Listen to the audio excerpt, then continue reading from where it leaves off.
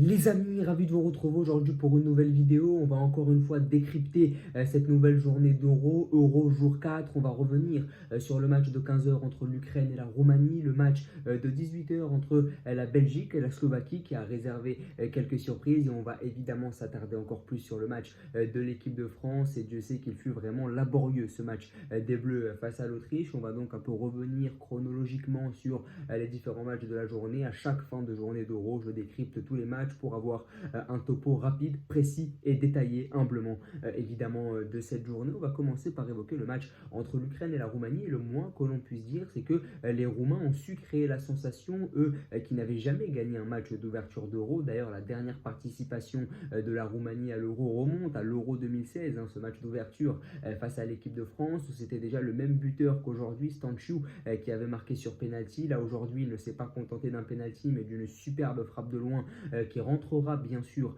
dans l'histoire de l'Euro, mais une victoire nette et sans bavure, 3-0 pour la Roumanie. Personnellement, j'avais misé gros sur cette équipe ukrainienne. Je pensais vraiment que l'Ukraine allait aller loin. Je continue à le penser. Je pense qu'ils sont tout à fait capables de se relancer, mais c'est vrai que le niveau affiché par l'Ukraine est assez inquiétant. Mais c'est vrai que sur le début de match, je me suis évidemment muni de mes notes. Sur le début de match, j'ai trouvé que cette équipe ukrainienne, elle était plutôt entreprenante, sérieuse. Elle avait quand même pas mal de qualités techniques, mais c'est dû aussi à la qualité dont dispose l'Ukraine dans son effectif, que ce soit Sudakov, Chaparenko, le duo gagnant de Jérôme Sigankov et Dovbyk, Mudryk, Zinchenko aussi ce côté gauche made in Première Ligue qui est évidemment performant, mais aujourd'hui on n'a pas reconnu tous ces mecs-là, même si sur les 10-15 premières minutes l'Ukraine tenait le ballon, cette équipe était entreprenante face à un bloc plutôt bas de la Roumanie. Et bien au fur et à mesure du match, la Roumanie a commencé à monter de plus en plus pour essayer d'étouffer les Ukrainiens à la relance, et ça a conduit à ce but de Stanciu qui n'est pas du tout contre le cours du jeu, qui n'est pas du tout un but qui vient de nulle part, mais qui est la résultante d'un excellent pressing réalisé par les Roumains pour finir par déboucher sur ce but-là qui force l'erreur de Lunin, le gardien du Real Madrid, qui a été irréprochable toute la saison avec la Maison Blanche en Ligue des Champions, mais là il s'est sabordé évidemment. Il n'est pas irréprochable sur le deuxième but, encore moins sur le troisième but où la défense ukrainienne a pas mal de choses à se reprocher, notamment une certaine apathie, une certaine naïveté. Donc c'est vrai que l'Ukraine a commencé à plonger et à commettre pas mal d'erreurs techniques au fur et à mesure du match. Et ce que j'ai beaucoup aimé chez les Roumains, c'est cette discipline, cette rigueur, cette organisation, le tout piloté par Dragusin, le défenseur central de Tottenham. Donc j'ai beaucoup aimé ce match-là parce que beaucoup de rythme, beaucoup d'intensité. C'était un peu le match des passionnés. Il n'y a pas tout le monde qui a regardé ce match-là. Par chance, j'ai eu le temps encore une fois de regarder les trois matchs. Donc forcément, j'ai pris beaucoup de plaisir devant ce Ukraine-Roumanie parce que je savais qu'il y avait quand même des joueurs de qualité dans les deux équipes, mais je suis vraiment déçu par l'Ukraine qui, entreprenante dans un premier temps, mais qui a plongé ensuite, qui a cédé suite à ce très beau pressing roumain. Et l'avenir de la Roumanie dans la compétition, c'est tout simplement que c'est une équipe qui est tout à fait capable de finir première du groupe. Évidemment, beaucoup d'intensité, de rythme. Maintenant, à voir si ça va durer pour une équipe qui n'avait jamais gagné son premier match lors d'un euro. Pour l'Ukraine, il va évidemment falloir se relancer maintenant, mais est-ce qu'on peut se relancer après un 3-0 initial? Je ne sais pas du tout, d'autant plus qu'il y a certaines individualités qui n'ont absolument pas été au niveau, et je mets Zinchenko, Mudryk en tête de liste parce que ce sont tout de même les deux individualités fortes en termes de prestige, en termes de standing, quand même des mecs de première ligue, City, Arsenal, donc on en attendait évidemment beaucoup plus. Et Lunin, gardien quand même du Real Madrid, qui a fait une super campagne de Ligue des Champions, mais qui a été décevant. On va maintenant évoquer le Belgique-Slovaquie, et là aussi une énorme surprise avec cette victoire slovaque. On savait que les Belges étaient un peu en fragilité mentale suite à l'échec retentissant de la Coupe du Monde 2022 au Qatar, mais je pensais vraiment que la Belgique avait les qualités pour se relancer aujourd'hui face à la Slovaquie, même si la Belgique était à un carrefour de son histoire, qu'ils sont en pleine période de transition. Je pensais vraiment que c'était dans les cordes des hommes de Tedesco que de se relancer face à la Slovaquie et de faire un 9 sur 9 dans cette poule, parce que la poule est peut-être la plus facile de l'Euro, en tout cas sur le papier, et on voit qu'il y a une différence entre le papier et le terrain, parce qu'aujourd'hui, si on enlève ces histoires de papier pré-compétition, on se rend compte que c'est une poule qui est extrêmement relevée. Les deux équipes que l'on ne soupçonnait pas sont aujourd'hui leaders du groupe, Slovaquie et Roumanie, mais c'est vrai que la Belgique a été surprise par cette sélection slovaque que j'ai trouvée très disciplinée aussi, à l'image de la Roumanie, disciplinée, rigoureuse. Bon, évidemment, sur la fin du match, la Belgique a commencé à se procurer beaucoup plus d'occasions parce qu'ils disposent d'un talent individuel assez conséquent devant. Ils ont également eu pas mal de malchance avec Lukaku qui est systématiquement mal placé, notamment sur le premier but. Il y a largement hors-jeu, mais c'est vrai que s'il est un mètre un peu en retrait, il aurait pu évidemment inscrire ce but pour les Diables Rouges. Et puis derrière, la main d'Openda. Moi, je trouve que le deuxième but est quand même un peu plus litigieux. Le deuxième but refusé, parce que oui, Openda touche le ballon de la main, mais je n'ai pas l'impression que ça influe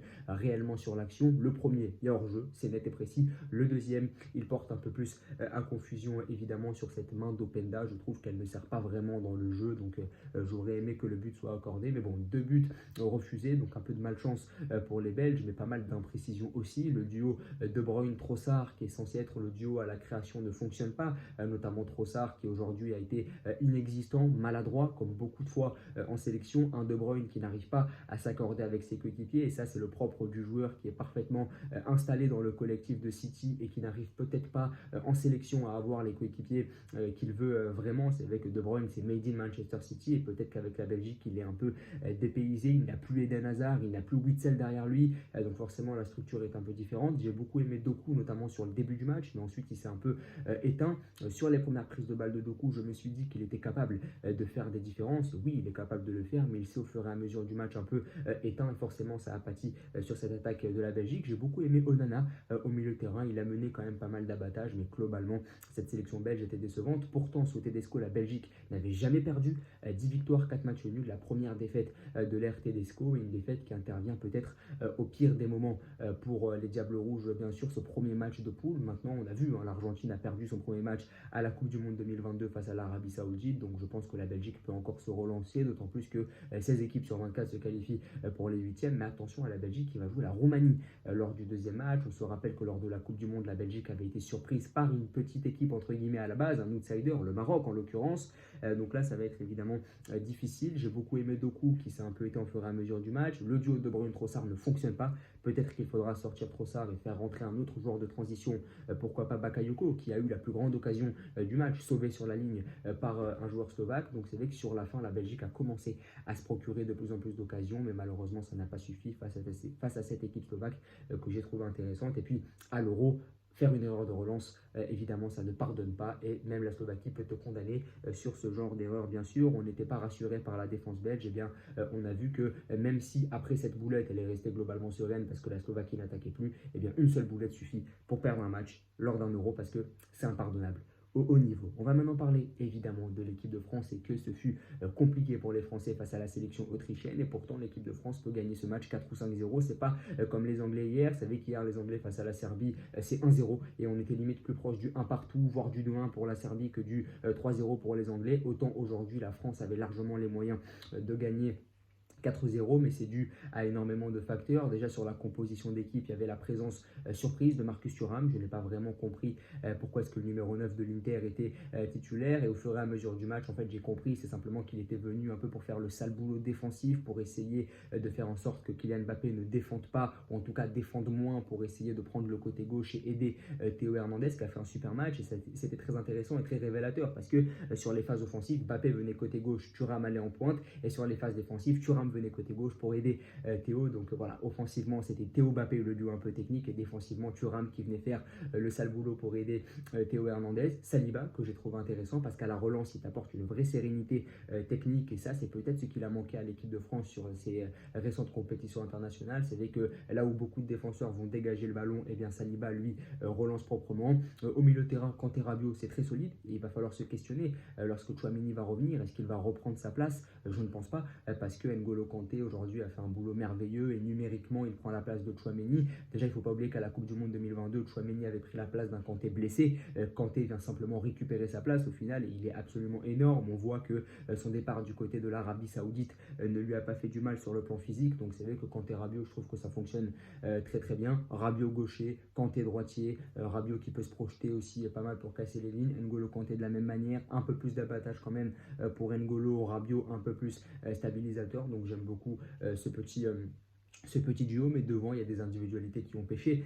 Kylian Mbappé, si on lui enlève ses combinaisons avec un Théo qui est en sur-régime aujourd'hui, eh bien c'est quand même plutôt léger, je trouve, dans le jeu. Il y a ce face-à-face qu'il rate qui est absolument impardonnable. Là, évidemment, j'ai la télé en fond, tout le monde parle de sa blessure. J'espère que ça va aller mieux, mais c'est sûr que ça risque de l'amoindrir sur les prochains matchs. Mais voilà, Théo Hernandez, j'ai beaucoup apprécié parce qu'offensivement, il a beaucoup apporté, même défensivement, je l'ai trouvé plutôt serein. J'ai beaucoup aimé le milieu Kanté-Rabiot, là aussi c'est très intéressant. Griezmann un peu en dessous aujourd'hui, notamment offensivement, mais c'est vrai que les Autrichiens étaient excessivement agressifs, donc ça n'était pas un match pour les mecs comme Mbappé, pour les mecs comme Griezmann. Dembélé, toujours les mauvais choix, j'ai noté évidemment sur mes notes, deux passes à un moment donné qui sont données trop dans la profondeur, donc Dembélé encore ce manque de justesse, il fait les mêmes erreurs qu'il y a 5-6 ans, et ça évidemment ça peut être frustrant. Marcus Thuram, techniquement, je trouve que c'est beaucoup trop limité pour espérer être titulaire en équipe de France sur le long terme, mais comme on l'a dit, il est là pour faire le sale boulot. Donc voilà, encore une fois, cette équipe de France a encore quelques problèmes. Tu dois tuer le match avant, tu as eu de gros problèmes de finition face à une équipe autrichienne qui était quand même aujourd'hui plutôt faible, mis à part la grosse occasion sur la première mi-temps avec cette superbe remise de Sabitzer. L'Autriche n'a quasiment pas eu d'occasion et pourtant tu t'es retrouvé à la fin du match à quasiment te faire peur face à une équipe d'Autriche qui n'a absolument rien eu. Ce que j'ai aimé, c'est que l'équipe de France a très très bien négocié les duels aériens, notamment face aux gros gabarits autrichiens devant, mais c'est vrai que cette équipe de France m'a globalement déçu parce que j'aurais aimé, point 1, qu'on marque et qu'on soit beaucoup plus efficace à la finition, et j'aurais aimé, point 2, qu'on ne laisse pas cette équipe autrichienne espérer sur la fin du match revenir, tant il y avait une classe d'écart entre les deux équipes sur le plan strictement technique et dans le jeu déployé, mais évidemment la France va monter en puissance, je l'espère, mais cette équipe autrichienne m'a déçu parce qu'il y a quand même des joueurs de ballon pour faire quelque chose, et j'ai trouvé qu'elle manquait quelque peu d'ambition et de volonté offensive. En tout cas, n'hésitez pas à me dire ce que vous avez pensé de cette journée, à vous abonner, à liker et à partager. Merci beaucoup.